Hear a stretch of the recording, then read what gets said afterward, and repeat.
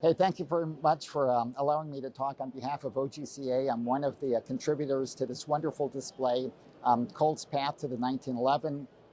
And if you're a collector, which you certainly are, otherwise you wouldn't be looking at this video, there's one thing about having the gun, but there's another part of the enjoyment of collecting is the treasure hunt. So I'm sure all of you have gone on various treasure hunts and you pick up these little leads and breadcrumbs and hopefully you'll find some treasure at the end of that. And that's actually the case for this particular pistol. So I'm primarily interested in developmental 19th century semi-automatic pistols. And a couple of years ago, I did a different display on behalf of OGCA, but there was one missing piece there. So I had pistols from Bergmann and Mannlicher and Mauser. But then people would look at the display and they'd say, well, what about Colt? Well, Colt really didn't have any production pistols in the 19th century. Colt's first production pistol was the 1900. But to be frank, Colt or Browning had developed a couple of prototypes prior to 1900. And these guns were very well documented and pictured in a Beatty book that was printed in the 1950s. There was a Goddard book that was printed somewhat later. There were two guns because two prototype guns were actually submitted to Springfield for evaluation before the first military trials. So that's one of these, impossible to get firearms, and I was kind of reconciled. There's going to be a forever hole in my collection until one day I'm looking at a Hermann Historica catalog from Germany, and lo and behold, here's one of these pistols. So I was fortunate enough to acquire it. And now let's kind of look at the gun itself and see why it is such an interesting gun. And it's really the first pistol in this evolutionary trail that led to the 1911. Well, if you're a collector like me, what you're really interested in is what were the first production guns like, because you want to establish a line of provenance from the first to the most modern. So what is the first Colt automatic pistol? Now, not the first semi-automatic pistol that John Browning developed, but the first gun made by Colt, and this is it. This is an 1899. It's one of two known pre-production 1900 pistols. The first one was initially sent to Springfield Armory for evaluation. Afterwards, it was tweaked a little bit, and this is one of purportedly three pistols that were sent for the second review prior to any orders being placed by the U.S. military for more formal trials pistols. It's a very interesting gun. We're used to lock breech guns. This is a lock breech gun, but the mechanism operates on a parallel ruler theory, which is true for all of the 1900s up through the 1905 Colt. That, of course, being the first of Colt's pistols that was chambered for the .45 cartridge. But there are a lot of interesting and different things about this gun. So, for example, you're probably familiar with the usual rolled address. This doesn't have a rolled address. This has got a hand-inscribed address. It's also the first of the Colt semi-automatics to have the Colt logo on the slide. It's got the high polish finish, the usual smooth grips, and the usual butt-mounted magazine release. On this side of the gun, again, this is it's a hand-inscribed slide address that says automatic Colt pistol or automatic Colt caliber 38, rimless, smokeless.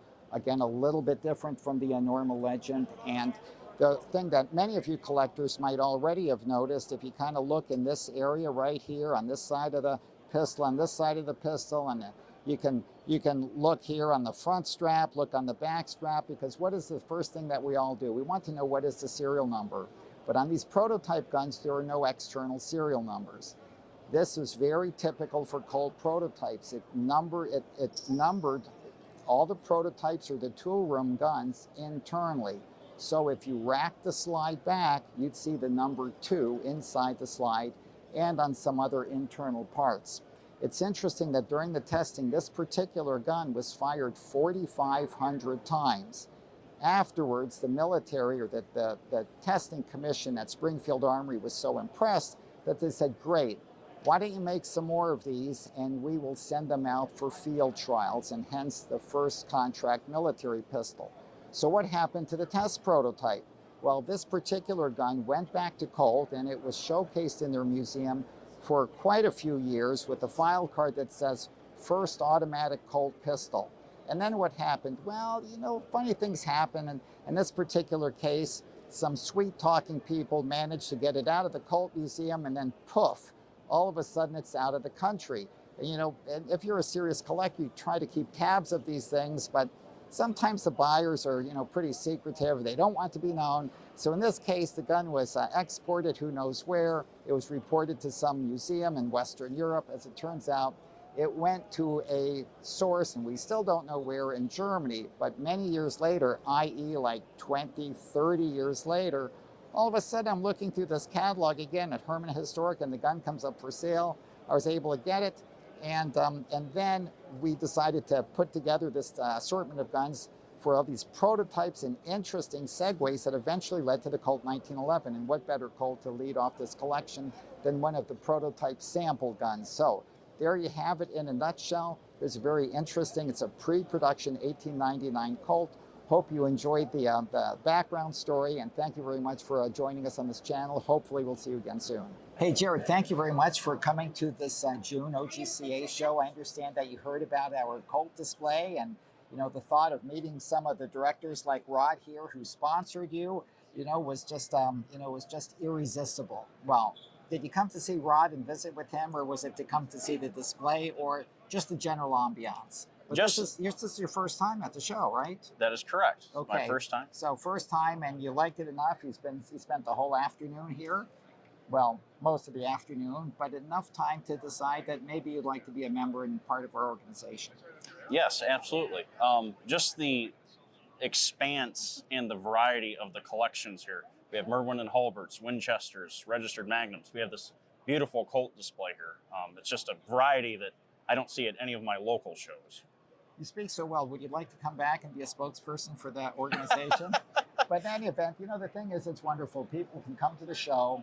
You know, they're amongst kindred spirits. If you find something in your grandfather's attic or inherit a gun that you're a little bit unsure of the value, we've got a lot of specialists here that can look and, you know, help you establish values. If you're interested in a certain genre, help build a collection. And I think that that's how Rod has purchased many of his best pistols. It's through word of mouth and the contacts. It's the contacts you made during the show, and the correct? best part is Jared is meeting me. You didn't expect that, did you? I didn't. Well, wait, he recognized me. Well, he knew you, and then he recognized me from others. It's just an unexpected pleasure, right? Right. It has been an unexpected pleasure. Anyway, listen, there's all kinds of advantages from joining our group, and we're very happy to welcome Jared Winder.